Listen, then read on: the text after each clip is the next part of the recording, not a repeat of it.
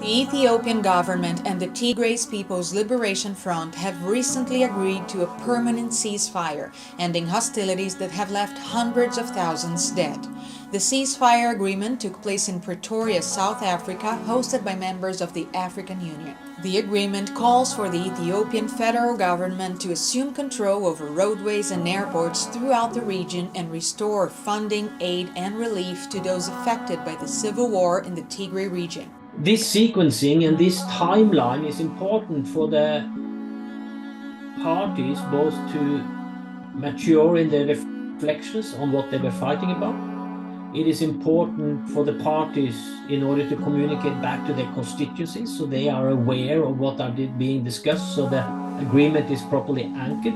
And it is important for the parties themselves to build trust, to build mutual trust. It takes time. The African Union peace deal has allowed for Ethiopia and TPLF representatives to discuss the next steps to implementing the peace. There is a great deal of celebration internationally with regards to having signed the agreement. The ruling government in Tigray and in Addis Ababa both seem content with the agreement.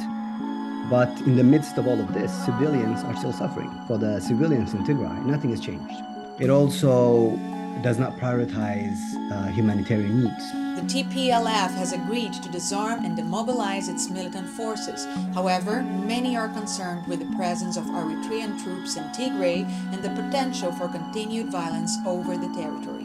I think it's time now to look at the threats that the neighboring countries could pose to this reconciliation, and then build on the internal things such as the national dialogue discussion that has been going on, and then get people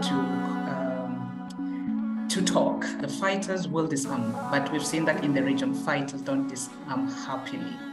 It will take a bit of time. I think it's important that we have a political system that